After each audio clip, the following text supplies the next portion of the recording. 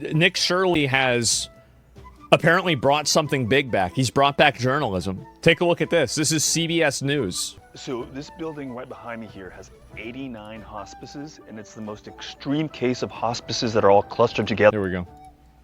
So this building right behind me here has 89 hospices. And 89 hospices. 89.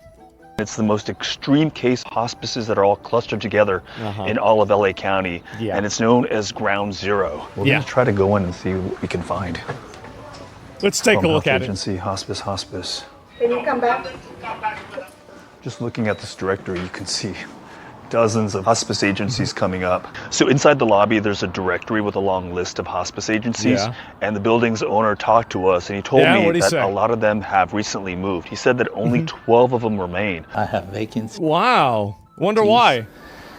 Tenants roaching out would come in as long as they're legit. Yeah. They have valid things that we need. I rent. I'm not a police or keeper of It's not his fault. what they do, how they do business. We weren't the first ones to come to this building. Yeah. Federal inspection records show that regulators visited multiple suites in Robbie Plaza between 2021 and 2025, and they found nearly 400 violations. And the owner told me Medicare officials came to his building years ago, specifically looking for hospice agencies. He let them come in and do their thing, and he said that everyone cooperated and that the business owners didn't really seem that concerned. Some patient advocates say there's another explanation, which is that some might just be ghost hospices that only exist on paper, bill Medicare for services that they don't ever actually provide. Yep. We need to do the largest deportation effort in human history. We need to weaponize the National Guard and the military and systematically remove every single person that is an immigrant, a migrant, a refugee, any sort of asylum seeker, and illegal, anybody who is in this fucking country who is scamming us. Now, back in 2022, the California auditor came out with this scathing report on hospice fraud, and they came up with a list of about 6 potential warning signs for potential fraud. And we found that 72 of the 89 registered here still have at least 3 of those potential warning signs. If you learn of hospices in your building that are accused of fraud, I would immediately you would get rid of them. terminate. Yeah. Okay. Yes. But that hasn't happened yet. No, I have. No one has ever come to me tell me that. Well, he got no idea. I mean, this guy just runs a building. Like he's not the police. Like, it's not his job to do this. Realistically, it's not. Is doing fraud. And the building owner said he's all in favor of stopping fraud because at the end of the day, it's you and I who are going to have to pay for it. Yep. Maybe state and the federal government, it's becoming restrict on many businesses, and I'm all for it because at the end of the day, you and I are paying for all those things that are not right. Yeah, exactly. Yeah, we pay for this shit, and we're paying for these people to scam us. I'm glad to see CBS News actually doing something beneficial for once. They're actually coming out and trying to find out the truth of this stuff rather than, making leading articles and then pushing out more fake news bullshit. I'm very, very happy to see this. Hopefully it continues. I think that there's been a little bit more about this, too, that I was going to look at. Let me see if I can find it.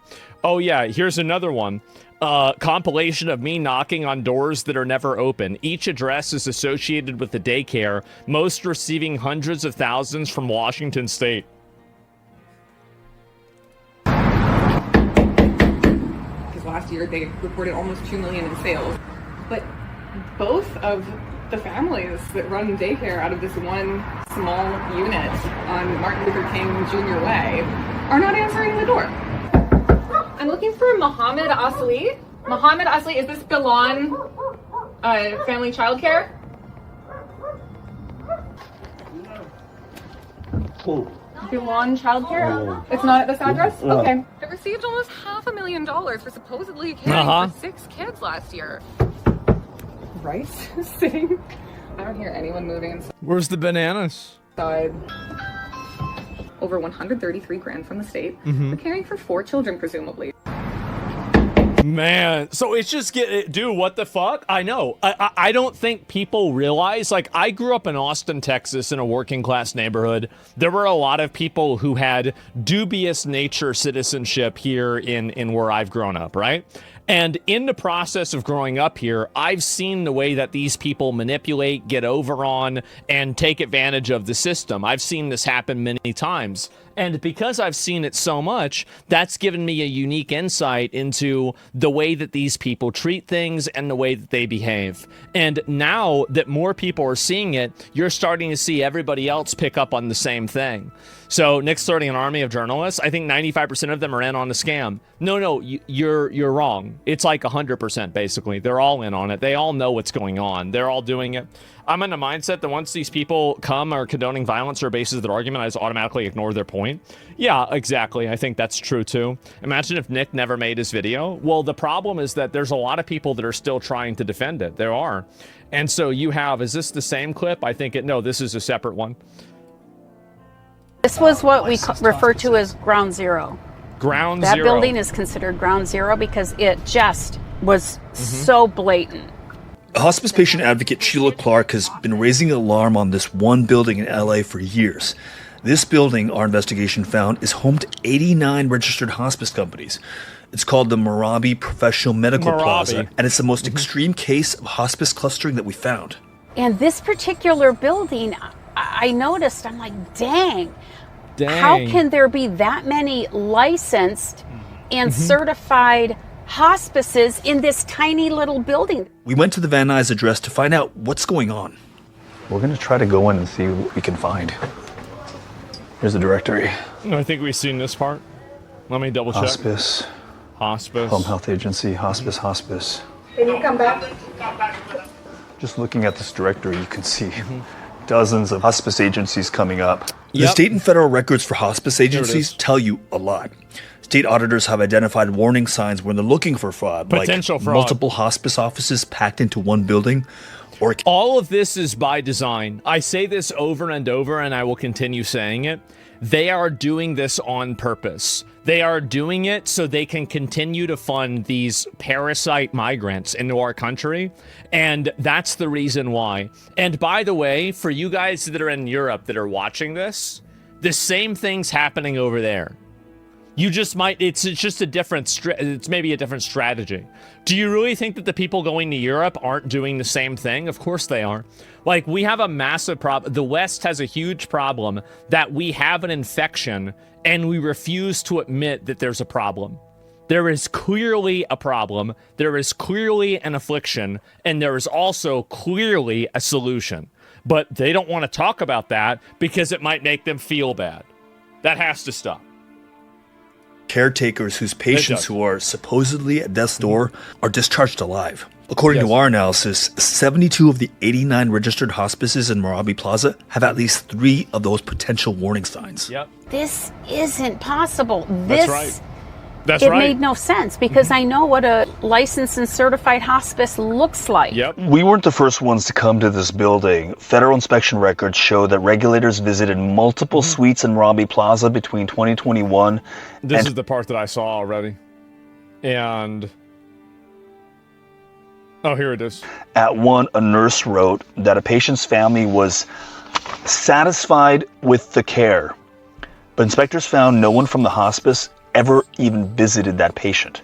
Yeah, that's because what they do is that they have, so this is the strategy. They basically sign up people for fake patients, and then they split the money that they get from the government with that patient's family. So that's the way it works. So like, let's say that, you know, they find somebody they know and they sign this person up for hospice care. And then after they sign the person up for hospice care, then after that, they say, okay, well, now we need $2,000 from the government. So now you're getting $2,000 from the government. Okay, well, you know, you take 500 of that dollars and then you give that to the family that you're giving hospice care to. And then you don't have to do anything. The family doesn't have to do anything. And you just got a free $500. And who paid for it? The taxpayer did. That's the way it works. At another, The patient's And that's the reason why the patients aren't the ones complaining. It's because they're in on it too. chart listed medications for malaria and diabetes. But the patient told inspectors he wasn't taking either one. Yep. And at that same company, a hospice social... Why does it feel like independent creators like Nick Shirley have to expose something before mainstream media will touch it? It's because there's a racial connotation to this, because the overwhelming amount of people that are doing this are non-white.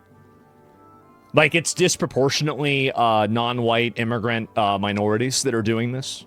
It's obvious. And so the mainstream publications don't want to cover it. They don't want to talk about it for that reason. If it was white people doing this, every single fucking news... like, CNN would be doing 60-minute specials on this, or 60 Minutes would be... ABC News would be there constantly. Do you remember, like, whenever they wanted to make that one, like, white-only commune or something like that, and everybody was talking about it? It's mostly Muslims, say it right. Listen, okay? Don't you bring your European bullshit over here, all right? For us, it's only partly Muslim, okay? For you guys, it's mostly Muslim. worker wrote about a family's grief when their loved one had passed. That's yours. But there is no evidence the patient was actually dead. These hospices have been billing Medicare for reimbursement with your tax dollars. And you have like, whenever somebody dies, they get a death certificate, and that's verifiable through, like, public record. It's super easy to find that. For years. Why are we still seeing such, rampant signs of this? Why hasn't more been done? We're committed to... Because they're ignoring it for racial solidarity and ethnic reasons. That's the reason why, and for voting. They want to activate racial, minority, and ethnic and religious groups collectively. And because of that, they give them these privileges so they will vote as a bloc in their favor. That's the reason why. Tackling the issue until we root it out and extinguish all fraud. So who's working to fix this? Well, the state attorney general is the one responsible. Nobody will fix it. For investigating the industry here in California. California is always going to have the biggest numbers. We're the biggest state. We're the fourth largest economy in the world. We have the most people of any state. He's right. And but this issue is unacceptable, and we need to keep tackling it and do more. We're also following the money here. The problem is that there also is another big component, that the people that get in trouble for this, the punishment for it isn't severe enough. It must be more severe. Care is federally administered. It's your federal tax dollars going to these hospices. That's right. So we sat down with Dr. Mehmet Oz, who... Oh, shit.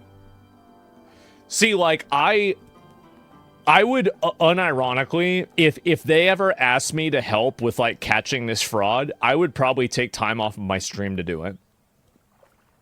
Like, if I knew that I could get these people deported and sent back to fucking Guatemala or Somalia or wherever the fuck they came from, if I knew I could do that, I would take a break from my stream. I'd stream less so I could do that all the time. Like, I'll be backing these guys up every day. Like, I gotta remember, I used to work at the IRS. Like, I would love to do this. Heads the Centers for Medicare and Medicaid Services. Make insane content of it? Is this Oh no, I'd show up at their house with the ICE agents. I'd show up like Ash Ketchum. I'd say, guess what? Guess what? Get your shit. Nah, bring your family too. Let's go, boys. Come on. Get in the van. Get in the red and blue van. Gotta catch them all, that's right. The Pokemons are? You're right. Fraud Enforcement Division, it's the Fed. I guess you're right, yeah. And new frauds are... No, I would do this, and honestly, I'd make videos about them. Like, other, and I'm gonna be real, like, I would be so brutal to these people, people would say it's too much. I would be filming them crying, walking out, getting dragged out. I'd put, like, Pokemon theme music over it. I'd do the whole thing. I hate them. I hate them. Accelerating the enforcement, the shutting down of these hospices? We have dramatically accelerated our ability to take out the bad guys by stopping their payments. And that's the big mindset shift. Ooh, I want to make it clear, we're not going to pay you money just because you sent me a piece of paper with a bill on it. We're going to check to make sure that's legitimate, and that document is evidence that you actually... Nah, y'all not doing enough. Like, it's good. It's good that he's doing this, but, like, you got to go after them after that. Something that's helpful to the American people, or you're not getting money from us. When we went back to Merabi Plaza, you're right. we found the building's owner, Kambiz Marabi. I have vacancies.